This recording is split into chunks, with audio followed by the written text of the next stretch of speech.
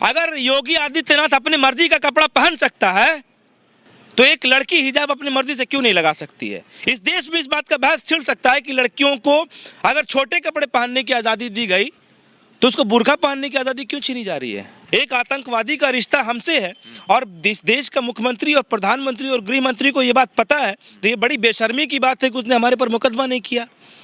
या तो वो नल्ला है, किसको नाकामयाब है ये लोग। नल्ला किसको कहते हैं? मुख्यमंत्री को कह रहे हैं, जिस मुख्यमंत्री को ये पता है कि एक आतंकवादी का रिश्ता किसी के साथ है या हमसे है किसी एक आतंकवादी का रिश्ता, और उसने हमारे ऊपर कार्रवाई नहीं की अपने सरकार में रहते हुए, तो वो मुख्यमंत्री नल्ला है। हिजाब नहीं पहनेंगे तो ये नहीं पहनेंगे, वो नहीं पहनेंगे। आप बताइए कि अगर स्कूल में हिजाब मना हो सकता है तो सदन में दाढ़ी टोपी, धोती कुर्ता, टीकधारी, अंटा कंटा अल्ला माला, ये सब क्यों नहीं मना होना चाहिए?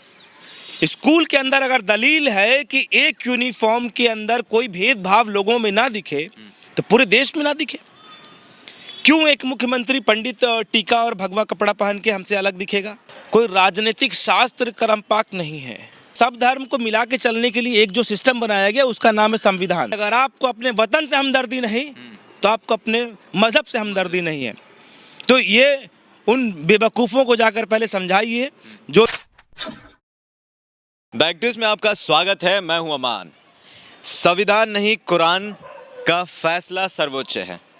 अहमदाबाद धमाकों में मृत्युदंड पाने वाले आतंकी सफदर नगौरी सजा के बाद बेपरवाह दिखाई दिए। उन्होंने कहा है कि मेरे लिए संविधान मायने नहीं रखता है, मेरे लिए कुरान के फैसले सर्वोच्च हैं।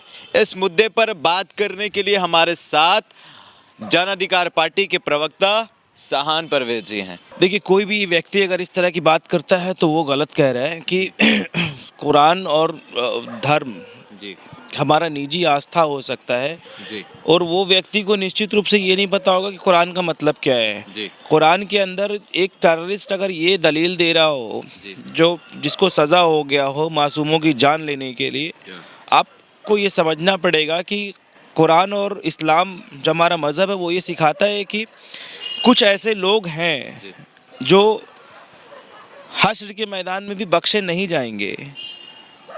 जब आप हदीस उठाकर पढ़ेंगे तो हमारे प्रॉफिट नबी सल्लल्लाहु अलैहि वसल्लम ने इस बात का जिक्र किया है। उसमें से एक कैटेगरी ये भी है कि कातिल कभी बख्शे नहीं जाएंगे। अच्छा। तो जो इंसान को इतना समझ होगा कुरान का, वो कभी कत्ल नहीं करेगा। मासूमों का कत्ल करने की इजाज़त कुरान पाक के अंदर कभी कहीं पे नहीं दी गई है। कुरान पाक एक ऐसी किताब है जिसके द्वारा और जिसके तरीके से आप ज़िंदगी बसर कर सकते हैं। कोई राजनीतिक शास्त्र कुरान पाक नहीं है। आर्टिकल 25 इसमें आपको निजी आस्था, अपने धर्म की आज़ादी, अपने धर्म का प्रचार प्रसार, अपने मर्जी का खाना, अपने मर्जी का कपड़ा पहनने के लिए आपको आपका संविधान भी कहता है। तो संविधान ना कुरान से अलग है और ना कुरान संविधान से अलग है। कुरान भी ये कहता है कि आप लोगों की मदद करें, गरीबों का मदद करें। आपका समाज भी, आपका संविधान भी ये कहता है कि आप समाज में एक दूसरे के लिए हितैषी रहें, एक दूसरे की मदद करें।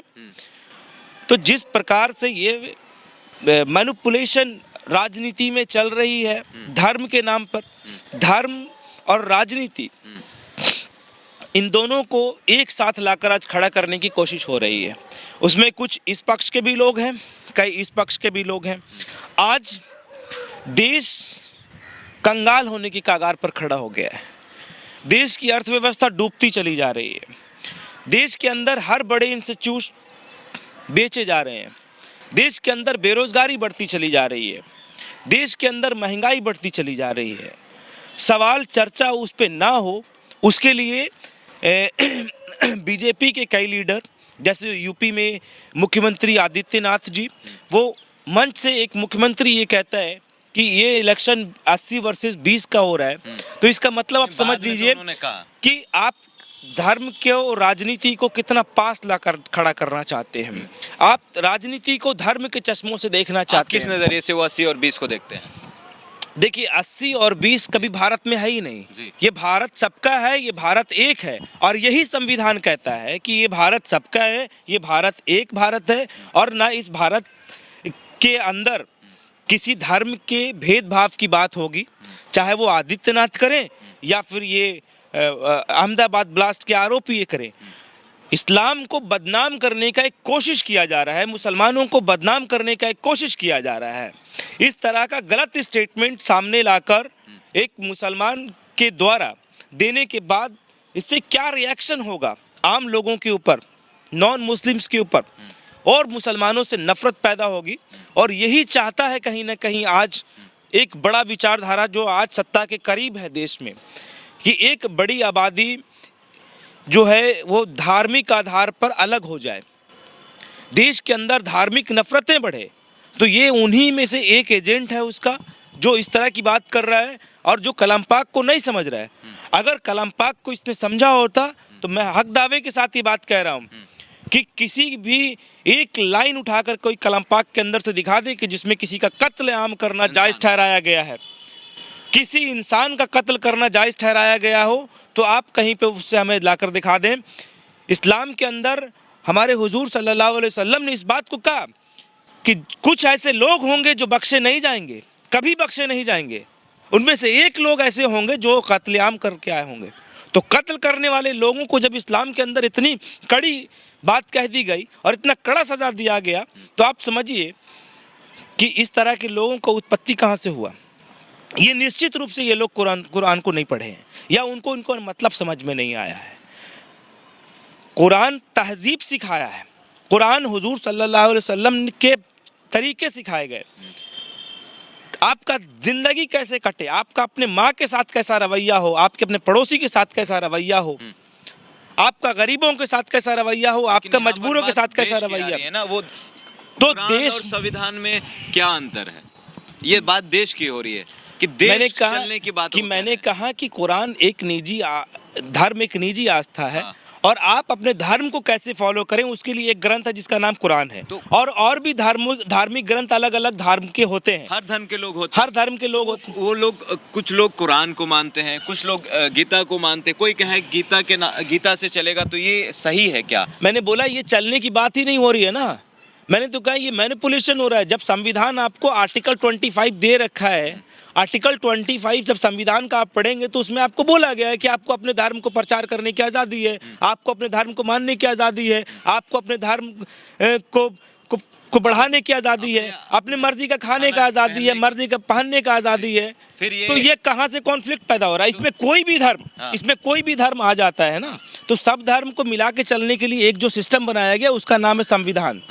आप किसी एक धर्म को ये कहेंगे कि ये सुपीरियर है और इसके हिसाब से चलेंगे, तो आप इस्लाम के अंदर आप समझ लीजिए कि ये भी कलाम पाक के अंदर इस बात को जिक्र किया गया कि आप किसी काफिर को भी काफिर नहीं मान सकते और ना उसके चेहरे पर और उसके सामने ये बात कह सकते हैं कि आप काफिर हैं।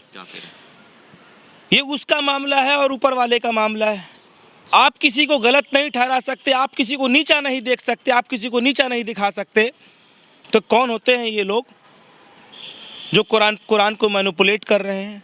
और इनको क्या मिलता है इसका? अल्टीमेटली आप इसके पीछे का जो मानसिकता समझेंगे, वो ये मानसिकता आपको समझना पड़ेगा कि जब इस प्रकार से लोग धर्म के नाम पर लोग अंधे हो जाएंगे और एक दूसरे का खून खराबा करने लगेंगे, तो आपके देश के अंदर से विकास की बात खत्म हो जाएगी, आपके देश के अंदर से डेवलपमेंट की बात खत्म हो जाएगी। योगी जी भी कह रहे हैं कि उन दोषियों का रिश्ता समाजवादी पार्टी से।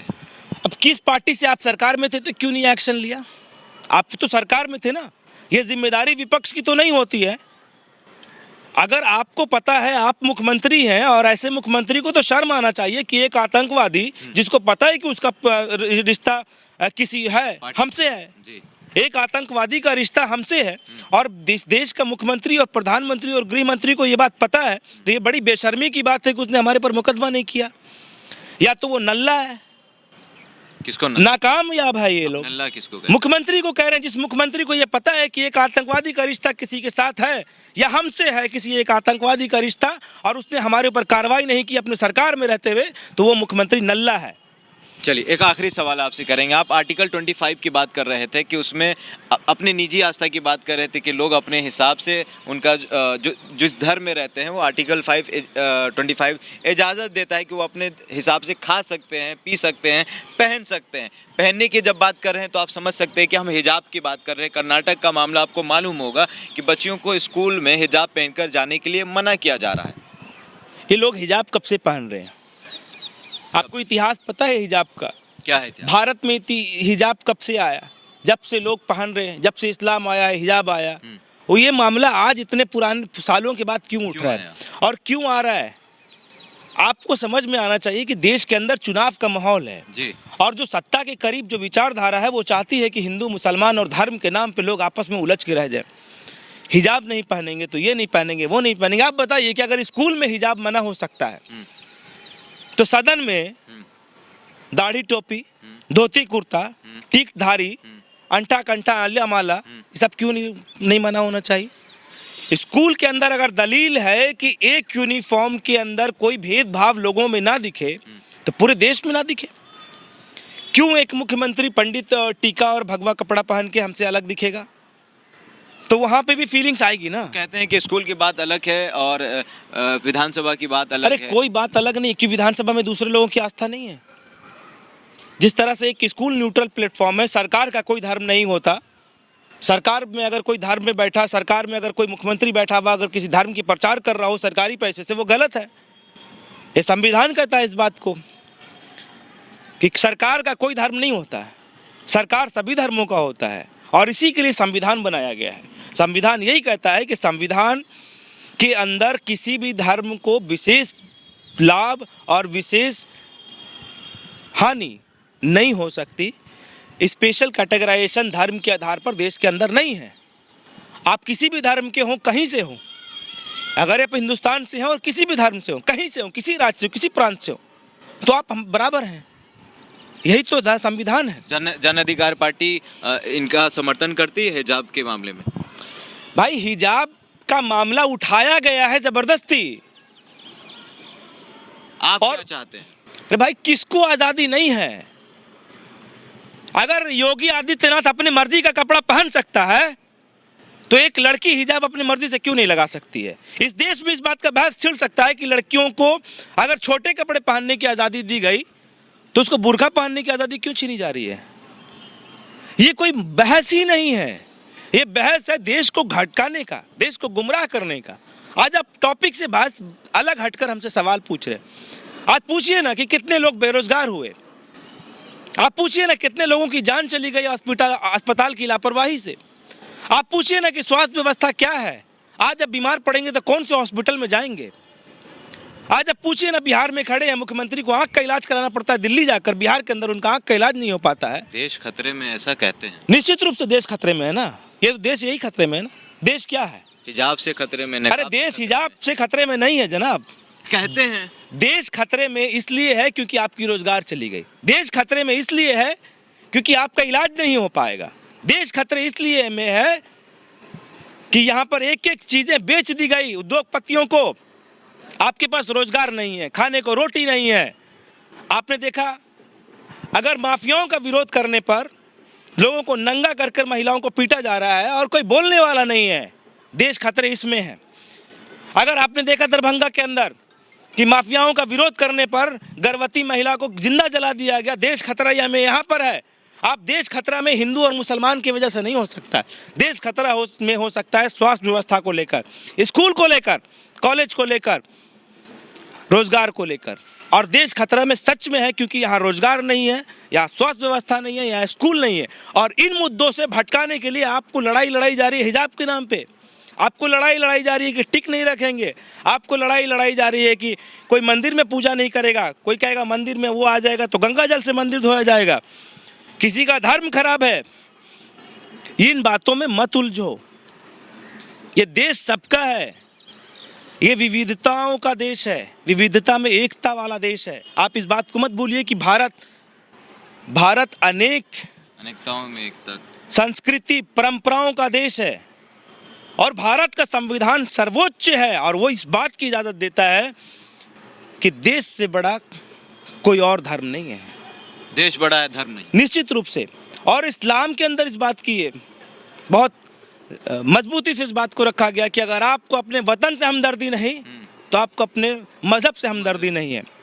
तो ये उन बेवकूफ़ों को जाकर पहले समझाइए जो इस देश को धर्म के नाम पर तोड़ना चाहता है, जो इस देश का सौहार्द धर्म और जात के नाम पर बर्बाद करना चाहता है। ये उन बेवकूफ़ों को जाकर समझाइए पहले। चलिए, ये थे हमारे साथ जन अधिकार पार्टी के प्रवक्ता शाहान परवेज जी, और इनका साफ साफ कहना है कि पहले देश है, धर्म नहीं। आपकी क्या प्रतिक्रिया है इस चीज़ को लेकर? कमेंट बॉक्स में अपनी राय रखिए। अगर आप हमारे फेसबुक पेज पर हैं तो लाइक करिए, अगर आप हमारे यूट्यूब चैनल पर हैं तो सब्सक्राइब करिए। धन्यवाद।